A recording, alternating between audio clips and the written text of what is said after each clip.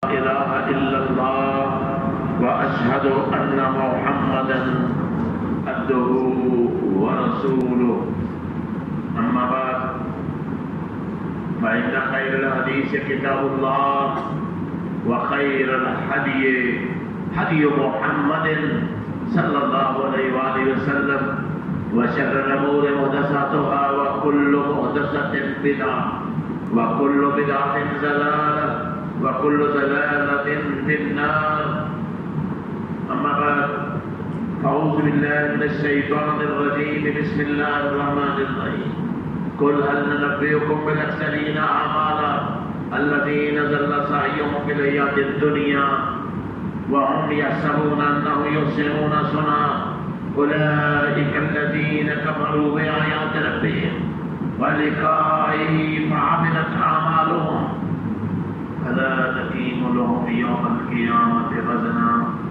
ذلك جزاؤهم جهنم بما كفروا واتخذوا آياتي ورسلي هزوا وقال الله سبحانه وتعالى اليوم أكملت لكم دينكم وأتممت عليكم نعمتي ورضيت لكم الإسلام دينا.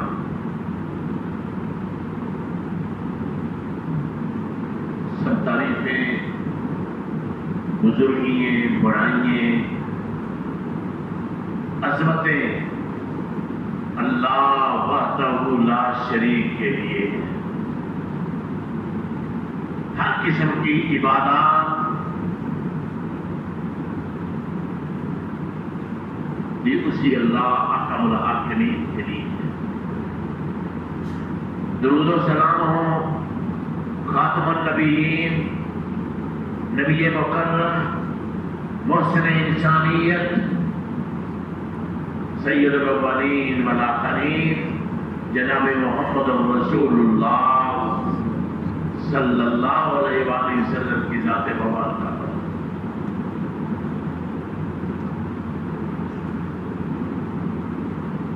یہ ربیع الاول کا مہینہ ہے.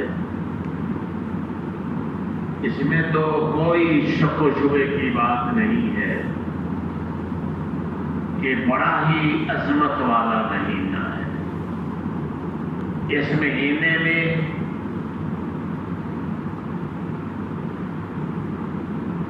سید الانبیاء امام الانبیاء جناب محمد رسول اللہ صلی اللہ علیہ وآلہ وسلم تشریف لائے. آپ کا مقام و مرتبہ اس قدر زیادہ ہے کہ الفاظ میں وہ بیان نہیں کیا جا سکتا. لیکن اصل چیز جس کا اہل ایمان سے اللہ اکرم الحاکمین مطالبہ فرما رہے ہیں وہ ہے اللہ کے پیغمبر جناب رسول اللہ صلی اللہ علیہ وسلم کی اتباع.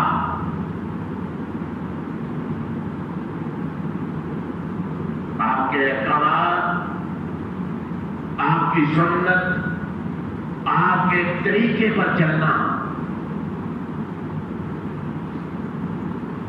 اور ہر اس کام کو چھوڑ دینا جو کام نہ اللہ کے پیغمبر صلی اللہ علیہ وسلم نے کیا نہ آپ کے صحابہ نے کیا نہ تابعین نے کیا نہ تبع تابعین نے کیا نہ محدثین نے کیا نہ ائمہ نے کیا.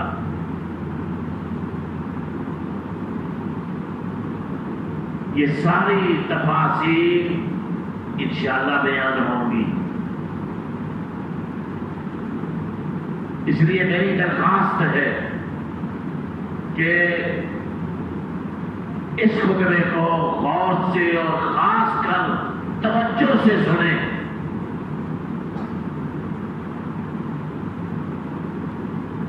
کیونکہ صرف یہ کہہ دینا کہ جہاں کوئی لگا ہوا ٹھیک ہے جو کوئی کر رہا ہے ٹھیک ہے، یا اس میں حرج کیا ہے؟ عام طور پر بدعت کا پرچار کرنے والے، بدعات کو اپنانے والے، اللہ اور اس کے رسول صلی اللہ علیہ وسلم کی ڈٹ کر مخالفت کرنے والے اور غیر شرعی کاموں کو شریعت کا حصہ بنانے والے یہی جواب دیتے ہیں کہ اس نے حرج کیا ہے۔ اس سے بڑا حرج اور کیا ہو سکتا ہے؟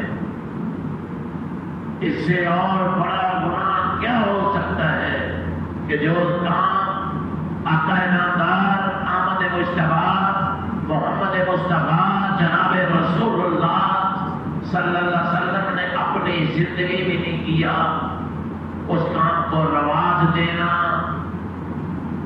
اس میں لاو لاب کرنا، اس میں فضول خرچی کرنا اور اس میں اللہ کے پیغمبر کی مخالفت کرنا اور اپنی خواہشات کے مطابق اعمال کرنے، اس سے برا عمل اور کوئی نہیں ہو سکتا۔ اول کام تو یہ ہے جو اللہ نے فرمایا وَمَن يُطِعِ اللَّهَ وَرَسُولَهُ يُدْخِلْهُ جَنَّاتٍ تَجْرِي مِن تَحْتِهَا الْأَنْهَارُ خَالِدِينَ فِيهَا وَذَلِكَ فَوْزُ الْعَظِيمُ۔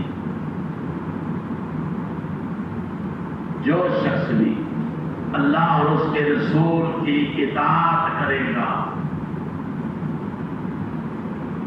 اصل میں شریعت کا منشا ہی یہ ہے، شریعت کا مقصد ہی یہ ہے، اللہ اور اس کے رسول کی اطاعت، اور جو کرے گا اس کو ملے گا کیا؟ يُدْخِلْهُ جَنَّاتٍ تَجْرِي مِن تَحْتِهَا الْأَنْهَارُ خَالِدِينَ فِيهَا وَذَلِكَ الْفَوْزُ الْعَظِيمُ۔ ایسی جنتوں میں، ایسے باغات میں اللہ ان کو داخل کرے گا جن کے نیچے سے نہریں بہ رہی ہیں، اور یہی بہت بڑی کامیابی ہے۔ وَمَن يَعْصِ اللَّهَ وَرَسُولَهُ وَيَتَعَدَّ حُدُودَهُ يُدْخِلْهُ نَارًا خَالِدًا فِيهَا۔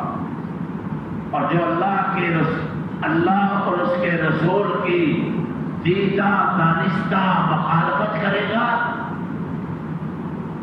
اللہ اس کو جہنم میں داخل کرے گا، خالداً فیہا، اس میں ہمیشہ ہمیشہ رہے گا، وَلَهُ عَذَابٌ مُہِینٌ، اور اس کے لیے رسوا کن عذاب ہوگا۔ اللہ نے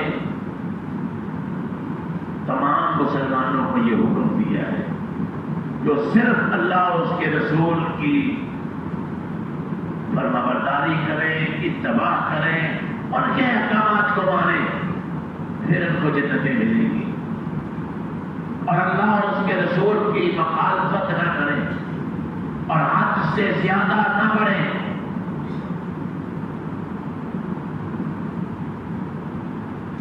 ورنہ اللہ ان کو جہنم میں داخل کرے گا اور ان کے لیے رسوا کن عذاب ہوگا۔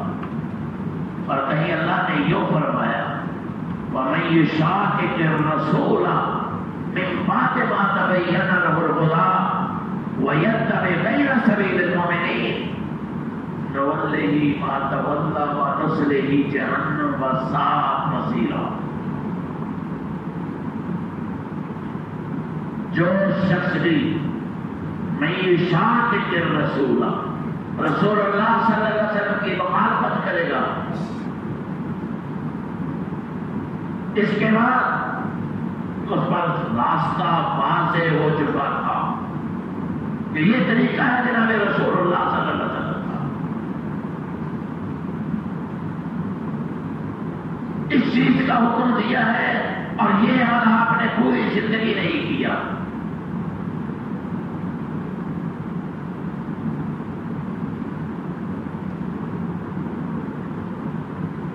يشاقق الرسول من بعد ما تبين له الهدى سلیل المؤمنین. اور مومن کون تھے اس وقت؟ صحابہ.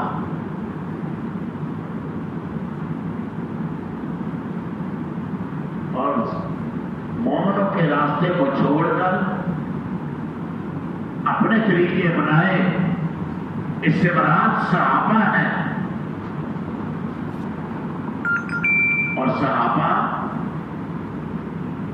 کبھی اللہ کے پیغمبر صلی اللہ علیہ وسلم کی مخالفت نہیں کرتے تھے، بلکہ وہ متلاشی رہتے تھے کون سا عمل جناب رسول اللہ صلی اللہ علیہ وسلم نے کیا ہے اور کس چیز سے آپ نے منع کر دیا.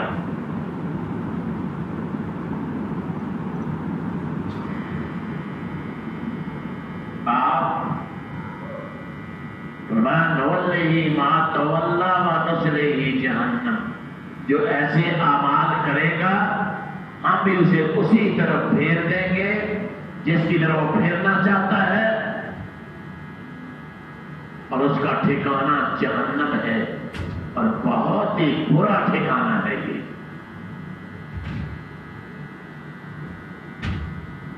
اور کہیں اللہ نے یوں فرمایا، مومنوں کو مخاطب کر کے فرمایا، خطاب ایمان والوں کو ہو رہا ہے.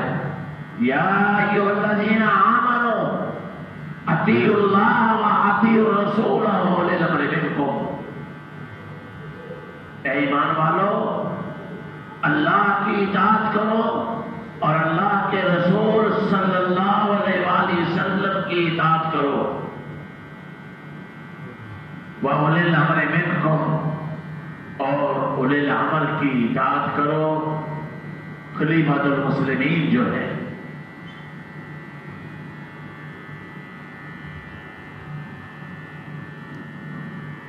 یہ بڑے ہی افسوس کی بات ہے. کروڑوں مسلمان ہیں، اتنی سلطنتیں مسلمانوں کی ہیں، کسی ایک جگہ پر بھی اللہ کے قرآن کا نظام نہیں ہے، ایک جگہ پر بھی. اس کے لیے ہم جلوس نہیں نکالتے، اس کے لیے جلسے نہیں ہوتے، اس کے لیے ہم باہر نہیں نکلتے، اس کے لیے اپنی جانیں ہم قربان نہیں کرتے. بدعات کے لیے، خرابات کے لیے، اللہ کی مخالفت کے لیے، اللہ کے رسول کی مخالفت کے لیے لاکھوں لوگ باہر نکل آتے ہیں. تو میں ایمان والوں، اللہ کی اطاعت کرو، اللہ کے رسول صلی اللہ علیہ وسلم کی اطاعت کرو. وَأُولِي الْأَمْرِ مِنْكُمْ، اور اپنے بادشاہوں کی یعنی خلیفۃ المسلمین کی اطاعت کرو. فَإِن تَنَازَعْتُمْ فِي شَيْءٍ فَرُدُّوهُ إِلَى اللَّهِ وَالرَّسُولِ إِن كُنتُمْ تُؤْمِنُونَ بِاللَّهِ وَالْيَوْمِ الْآخِرِ ذَلِكَ خَيْرٌ وَأَحْسَنُ تَأْوِيلًا. اس جملے کو سمجھیں.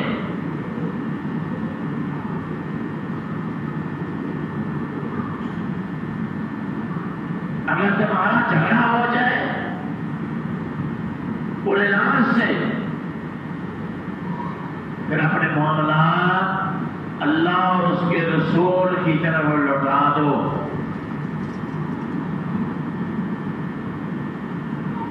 اگر تم اللہ پر اور قیامت کے دن پر ایمان اور یقین رکھتے ہو، معلوم ہوتا ہے اللہ اور اس کے رسول صلی اللہ علیہ وسلم نے جن کاموں کا حکم نہیں دیا، اگر ایک مسلمان ہونے کے بعد بھی بندہ وہ کام کرے، نہ اس کا اللہ پر ایمان اور یقین ہے، نہ قیامت کے دن پر اس کا ایمان اور یقین ہے. شرط کتنی سخت ہے. اس سے تو بات اظہر من الشمس ہو جاتی ہے، بالکل واضح ہو جاتی ہے. صبح کے سورج کی طرح عیاں ہو جاتی ہے کہ دین میں اپنی مرضی نہیں ہے، دین میں کوئی بدعت حسنہ اور بدعت سیئہ نہیں ہے۔ ایاکم والمحدثات، اور بچو نئے نئے کاموں سے۔ ہر نیا کام گمراہی ہے، ہر نیا کام گمراہی ہے، اور ہر گمراہی جہنم کی طرف لے جانے والی ہے۔ شریعت نے، صاحب شریعت نے، امام الانبیاء نے دو ٹوک انداز میں یہ بیان کر دیا۔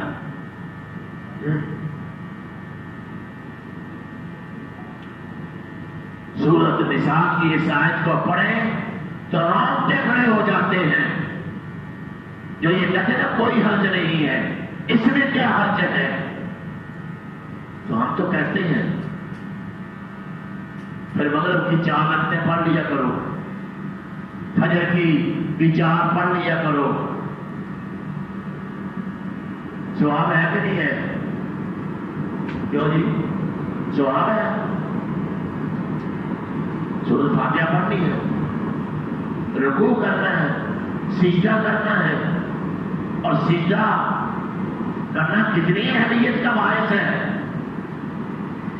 لیکن ایک ان پڑھ شخص بھی جو مسلمان ہے وہ کہے گا تیری نماز نہیں ہوگی، تیری نماز باطل ہو جائے گی، اور اگر تو جان بوجھ کر ایسا کرے گا تو دین سے خارج ہو جائے گا۔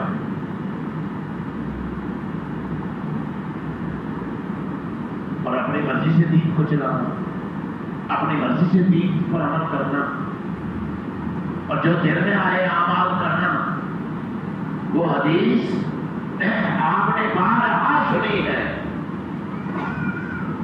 کہ 3 آدمی جناب رسول اللہ صلی اللہ علیہ وآلہ وسلم کے گھر تشریف لائے۔ 3 آدمی جناب رسول اللہ صلی اللہ علیہ وسلم کے گھر تشریف لائے، ازواج مطہرات سے آ کر پوچھنے لگے رسول اللہ صلی اللہ علیہ وسلم کی لیل و نہار کیسے گزرتے ہیں؟ صحابہ اتنے نیکی کے متلاشی تھے، صحابہ ایک ایک چیز رسول اللہ صلی اللہ علیہ وسلم کی دیکھتے تھے، لوگوں سے پوچھتے تھے کہ یہ نیکی کا عمل ہے، میں بھی یہ کر لوں۔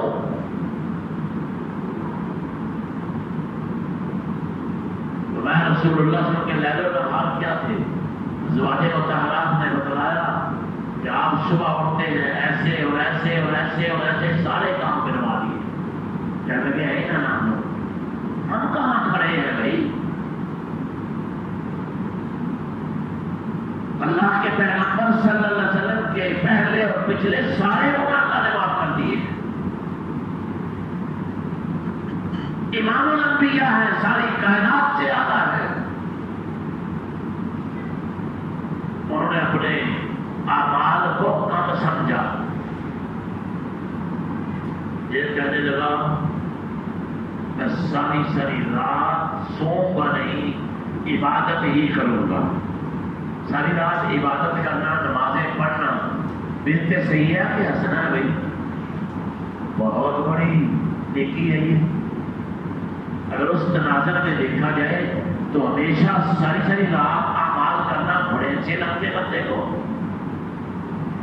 ساری رات نوافل پڑھتا رہے، اللہ کے حضور ہاتھ باندھ کر کھڑا رہے، رکوع میں چلا جائے، سینے میں پڑ جائے، ساری رات یہی اعمال کرتا رہے، کتنے اعلیٰ ہیں۔ دوسرے نے کہا اب ساری زندگی روزے رکھوں گا۔ ایک روزہ رکھنا، ایک روزہ اللہ کی رضا کے لیے، وہ بھی نفلی رکھنا، 70 سال جہنم کی آگ سے شخص کو دور کر دیا جاتا ہے۔ اور جو ساری زندگی روزے رکھیے، اس نے کہا جی آج کے بعد میں ساری زندگی روزے رکھوں گا. روزے رکھنا نیکی کا کام ہے کہ گناہ کا کام ہے؟ جی نہ نیکی نہ گناہ. ظاہری گناہ نیکی کا کام ہے. تیسرے نے کہا میں شادی نہیں کروں گا. میری بچوں میں بندہ مشغول ہو جاتا ہے اور پھر گھر کے کام بھی کرنے پڑتے ہیں, بچوں کو روزی روٹی بھی کما کر دینی پڑتی ہے, تو بندہ اسی طرح لگا رہتا ہے اب میں مسجد میں بیٹھا رہوں گا اور عبادت ہی کرتا رہوں گا. اللہ اکبر. امام الانبیاء سید الانبیاء جناب رسول اللہ صلی اللہ علیہ وآلہ وسلم اپنے گھر تشریف لائے. ازواج مطہرات نے یہ ساری باتیں بتا کہ یا رسول اللہ فلاں اور فلاں اور فلاں آیا تھا اور یہ اور یہ اور یہ کہہ کے چلا گیا. اللہ کے پیغمبر صلی اللہ علیہ وسلم کا چہرہ متغیر ہو گیا. آپ کو خوشی نہیں ہوئی؟ جب آپ کو خوشی ہوتی تو آپ تبسم فرماتے, لوگوں کو پتہ چل جاتا کہ آپ خوش ہیں. جب آپ ناراض ہوتے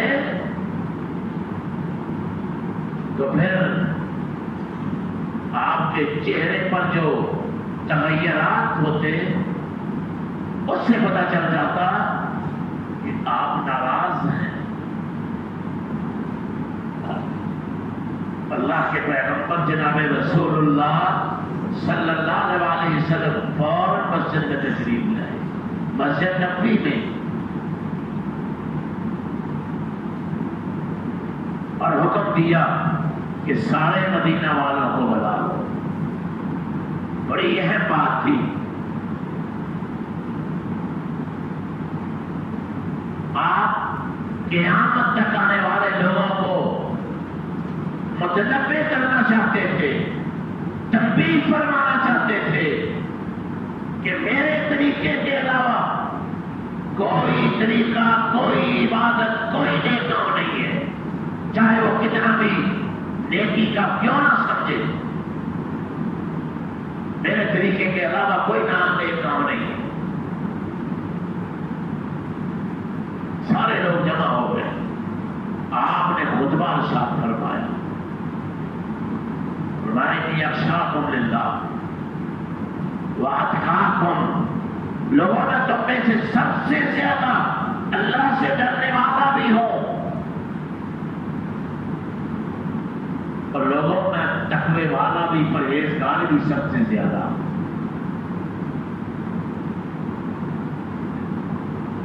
نام نہیں لیے آپ نے, فرمایا فلاں اور فلاں اور فلاں لوگ آئے تھے, یہ اور یہ اور یہ انہوں نے کہا ہے. اللہ کی قسم ہے انی اصوم وافطر اصلی وارقد واتزوج النساء فمن رغب عن سنتی فلیس منی. تاریخی جملے فرمائے, قیامت تک آنے والے مسلمانوں کو جھنجھوڑا اور متنبع کر دیا. لوگوں میں روزے بھی رکھتا ہوں, میں افطار بھی کرتا ہوں,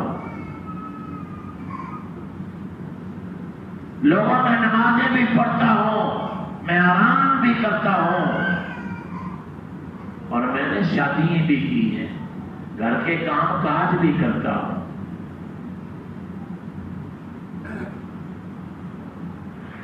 اپنی بیویوں کے سارے کام پورے کرتا ہوں. فمن رغب عن سنتی فلیس منی. جس نے میری سنت سے رغبت کی, بے رغبتی کی, اعراض کیا, منہ موڑا, اور مجھ میں سے ہی نہیں ہے. آپ تصور کریں کہ کتنے سخت جملے تھے جناب رسول اللہ صلی اللہ علیہ وسلم, اور صحیح مسلم کی یہ روایت ہے. عبداللہ بن مسعود کا واقعہ آپ نے سنا ہوگا. ابو موسیٰ اشعری، یہ سلسلہ حدیث صحیحہ میں شیخ ناصر الدین البانی رحمۃ اللہ علیہ نے 2005 کی حدیث میں اس کو لکھا ہے. ابو موسیٰ اشعری رضی اللہ تعالی عنہ ایک مسجد سے آئے جہاں لوگوں نے حلقے بنائے ہوئے تھے، اور ایک شخص ان کے سامنے بیٹھا کہہ رہا تھا 100 دفعہ سبحان اللہ کہو. لوگ 100 دفعہ سبحان اللہ پڑھتے، اور وہ کہتا 100 دفعہ الحمدللہ کہو. 100 دفعہ سارے الحمدللہ کہتے. پھر وہ کہتا 100 دفعہ لا الہ الا اللہ پڑھو. وہ سارے لا الہ الا اللہ پڑھتے. ابو موسیٰ اشعری رضی اللہ تعالیٰ عنہ عبداللہ بن مسعود کے پاس آئے اور آ کر عرض کی، عبداللہ، میں نے مسجد میں لوگوں کو حلقے بنا کے بیٹھے ہوئے دیکھا ہے اور یہ کام کر رہے تھے. کوئی برائی نہیں میں نے دیکھی، مجھے تو خیر ہی معلوم ہوئی ہے. عبداللہ بن مسعود بھڑک اٹھے، فرمایا چلو اس مسجد میں چلے جس مسجد میں یہ کام ہو رہا ہے. ایک حلقے میں چلے گئے، فرمایا لوگوں، ابھی تو رسول اللہ صلی اللہ علیہ وسلم کا کفن بھی پھیلا نہیں ہوا، اور لوگوں ابھی تک تو اللہ کے پیغمبر صلی اللہ علیہ وسلم کے وہ برتن بھی سلامت ہے، اور تم نے ابھی سے بھی لات شروع کر دی ہے. اور اللہ کے پیغمبر نبی رحمت جناب رسول اللہ صلی اللہ علیہ وسلم نے تو کبھی ایسے حلقے بنا کر ایسے کام نہیں کیے تھے. سخت جھنجھوڑا، سخت ڈانٹا.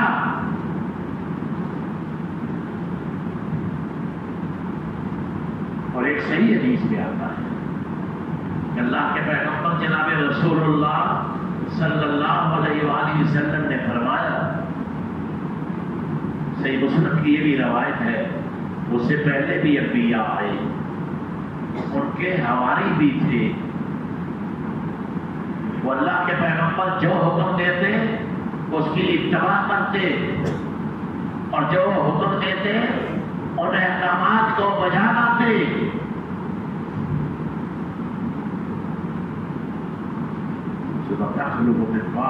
خلوف،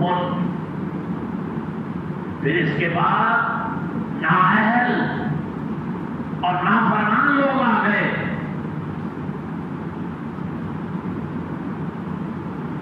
جو کہتے تھے وہ کرتے نہیں تھے، اور جو کرتے تھے وہ کہتے نہیں تھے. یعنی اپنی مرضی لوگ کرنے لگ گئے. پھر اللہ کے پیغمبر صلی اللہ علیہ وسلم نے بڑے تاریخی جملے فرمائے، من جاہدہم بیدہ فہو مؤمن ومن جاہدہم بلسانہ فہو مؤمن ومن جاہدہم بقلبہ فہو مؤمن ولیس من وراء ذلک شیء. جس نے ہاتھوں کے ساتھ ان کے ساتھ جہاد کیا وہ بھی مومن ہے. جس نے زبان کے ساتھ ان کا رد کیا وہ بھی مومن ہے. جس نے دل کے ساتھ ان کو برا سمجھا وہ بھی مومن ہے. اور اللہ کی قسم ہے اس کے علاوہ ایک رائی کے دانے جتنا بھی اس میں ایمان نہیں ہے. جس نے ان برائیوں کو دل سے بھی برا نہ سمجھا، ایسے لوگوں کے دلوں میں ایک رائی کے دانے برابر بھی ایمان نہیں. آپ تصور کریں کہ یہ کام، تو میں درخواست کرتا ہوں کہ یہ کام جو آج ہو رہے ہیں، قرآن یہ کہتا ہے